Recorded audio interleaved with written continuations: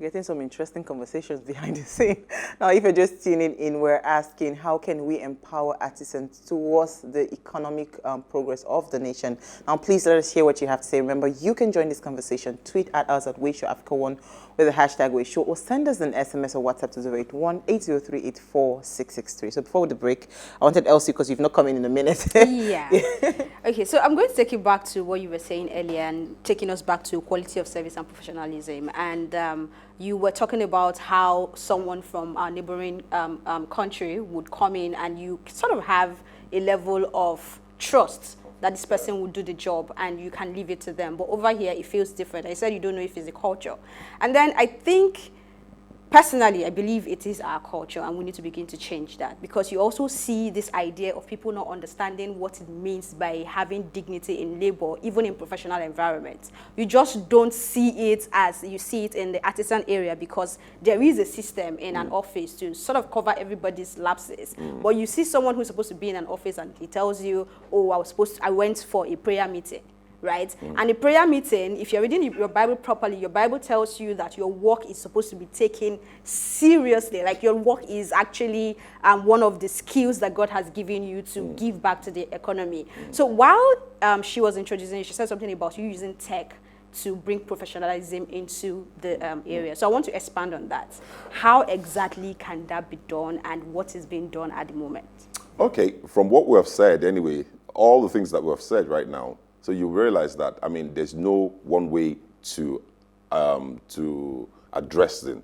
You know, there are many things you have to put in place. You know, like we said, you know, the system itself has to create a place where people could actually function properly. You know, that's one thing. You have to have people too, like private, you know, entrepreneurs, you know, business owners that can come up and say, hey, I want to take up this thing and do it on behalf of the government. So you go into some form of partnership with government, and, you know, you do this for them and you say, oh, every week I'll train about 100 people, I'll train 200. So when you have different people doing this at different areas, probably different regions, you know, you just realize that, oh, somehow we are getting to train these people. So government to have, you know, we have to go into some form of agreement with them. So what happens is maybe like they have to pay for it, because most times when you pay for something, you just, you know, you put a lot of value to it. Do you get? Because what happens is every time it's free for them, and sometimes people don't even go. They say, I have a training. They say, those people, I know what I'm doing now. Am I not this? They don't understand the value of that training and the professionalism that comes with it and all of the things. But you see, one of the things that we are doing, Offerservice.com, what we are doing is we have created an online catalog. Do you understand? Whereby we can showcase these people, you know, because the truth is a lot of people even know this work. A lot of people even know the work, as in the skill set people. They are graduates, they are these people, they are all, you know, they have all of these things. But the truth is, every now and again, we keep saying things like, what connects do you have? Who do you know? Whatever else. And all of those things have made people, they are not able to even make profit. So what's your package? What's this? What's all that? So what we have done is to create that platform. It's, you know, Offerservice.com, where you can showcase your merchandise, product, service, and everything. And you can be introduced to people that need your product. So is this free for the artisans? Yes, it's entirely free. It's entirely free. So the three modules we're doing at the moment is services, events, and for sales. Services, meaning people that have things that they're doing, you know, your skill sets, your talents, and all of those things that you're using. Because a lot of people just feel that, oh, making hair, I just do it for my cousins, I do it for my friends, I do it for my children. They don't know that they can actually convert it to money or to profit, you know. So the thing is, so there's a background of it, of having to train them also to begin to understand that this thing, it's a profession and find the profit in it. Exactly. This is how you don't empower the artisan. Yes. So then that's for service anyway. People in that service lane. So for events, a lot of people do too many things. Like banks, sometimes they do product launches, they do AGMs, they do whatever. People do exhibitions, seminars. You know, whatever it is that you do. So what we've done is create a platform where you can just showcase everything you have, you know, to put, you know, events that is upcoming. So it's an auto-delete kind of system, you know, the capability of our system. What happens is if your event is for, say, for instance, on the 20th of April, what happens is after 20th, of course, it just goes off and you can place any other thing there. So long as you're registered once, you can partake from everything. Do you know that somehow it just makes you to begin to look at yourself as being able to do multiple things. All right, now say for instance you have a service that you do, and at the same time the event is not necessarily the event could be, how can I create something for people? Create a show of how to do the current hairstyle. All right, create a show, because there are many ways to sell your product. You don't go to streets every time to say, are you going to buy, or you have a show glass or whatever this. Sometimes you create a scenario where people can begin to see the things that you do. So that can be an event for you, a person that does hair. So for sales, you sell. And this is really targeted at artisans. So if you have a craft with your hands, you can now create this. This is actually good, So for products, for the one we call for sales, for numerical then sales, all right? So what it is it's for, like, still talking about the one that the lady that does hair. That one, you want to sell your bone, what do you call it? Bone straight. You call it bone straight. Whatever it is that you want to sell. So it's just saying to you that you can do 3 things. Did you get? Now, if you want to limit yourself to one thing, that's fine. But then again, we have other things. Now, we created it for artisans, but then again, we realize that a lot of people need help. It's not so much about artisans also. People need help. And it's so funny, you won't believe it, that even a rich man needs help. So we realized, we created something, not for sales, we created cars and trucks. People that have cars and they want to sell them, they don't even know what to do. So the thing is, you can place your car there free. All these things is free. Free. That's what I want to know. If you have 50 pictures, it's not like people now will not say they want to subscribe, because the truth is that I realized that when I read your profile, it was quite impressive that in 3 months you guys had gotten about 5,000, 6,000. 10,000. Oh, now it's 10,000 subscribers. Wow, fantastic. So, it tells me that this is a huge market. But how we are now capturing, you always talk about financial inclusion and all these terminologies for marketing. In banking, access to market. Yeah, so it's a big thing. It's a big thing. And I'm just wondering that, okay, how do we harness this, and how do we trap all these people and put them in a place where it's not just saying, because a lot of artisans, right, that a lot of them make more money than these people that tie suit and tie and say they do 9 to 5. Yes. They make a lot of money, but most times you do not see it, because they can't even see it, that they're making a lot of money, because they are not inside one, jacket, and they're, because they're not able to document and put it proper. And I'm so excited that a lot of graduates are moving into that space. You were talking before the break that your colleague resigned from banking to go into painting. There is no how her paint work would not be different from a regular person that just learned painting on the street. Yes. So if we bring in more professionalism into that space, I think we can actually make good progress, because we have a huge market, as I said earlier. But let me come to AK. Okay, so we've talked a lot about all the problems, everything that happened. So how does your platform build trust? Because one of the things that is a big issue here is that someone is coming into my house to fix something, or someone is fixing something that is valuable. If I come to your platform, how do you build trust? How do I know that the person I'm getting from Offerservice is different from the roadside mechanic? Now, okay, how I'll answer you will be, there's no 100% proof in security and all that. But what we'll try to do is we've created a security architecture that works for us, that works very good for us. It's like for someone that is coming in, we'll try to, now you can't screen everyone. It's just like saying you want to screen. If you want to do full-blown verification, that means you have to have like some form of alliance with the government or something, in areas where you can check your BVN, you can check your whatever before you can do all of those things. Now we're looking at that. That will be a futuristic plan also.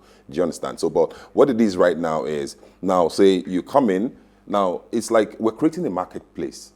That's what we are doing. We're creating a marketplace where you can come. So just, if you walk into a market right now, what do you want? You want to sample the person. You want to see what the person have done before. You want to know, you want to talk to him to find out what he knows about the thing that you want, whatever service that you want. Then from that angle, you can begin to say, okay, let me see what we can do. Now, like I said, you can't have 100% proof, So that means, like, if someone comes, like if you go into a garage right now, what tells you that guy that is inside a posh garage can fix your car? He might even mess it up. But the truth is, at the end of the day, it is now a two-way thing.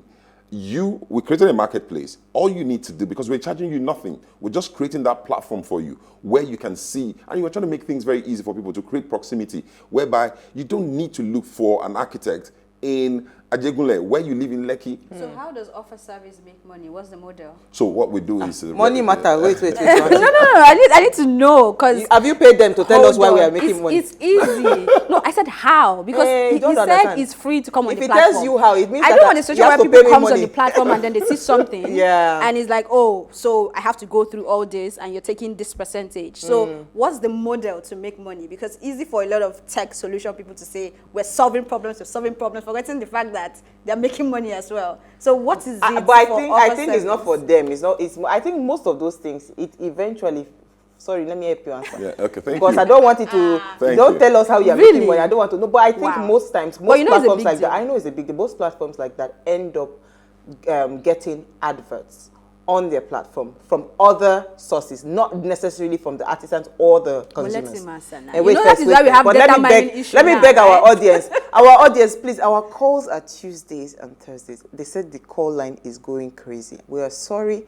We don't take calls apart from Tuesdays and Thursdays. We apologize. Just send your messages to our WhatsApp number. I've been looking at the WhatsApp. I only got one message. So please send in your messages on WhatsApp. We are sorry. We don't take calls.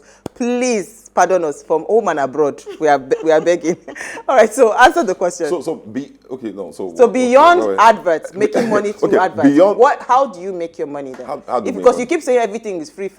Yeah, it's free. Essie asked the valid question. I'm just being sarcastic. Okay, but at the end of the day, it's adverts anyways. So that's what we hinge it on. We're not taking anything off anyone. So what we're doing is we're putting money. Like right now, we have people on traction. Yes. So we're creating traction. So the thing is, when you sort people out, you'll be sorted. Do you understand? So that's what it is. So we're trying to sort people out. And beyond this thing, what we're doing again, beyond you just coming on our platform to register free, what we're doing is we're giving you free adverts also. So for different industries, we do free ads for them. Some people will do commercials for them, like, commercials for them, just to throw light on that industry.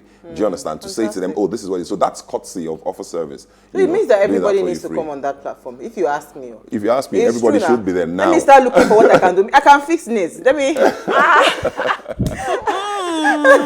I can fix nails. Elsie, you have a comment? No, WhatsApp. Check your WhatsApp. So whilst Elsie is checking her WhatsApp, so where do you see the future of artisans in this country?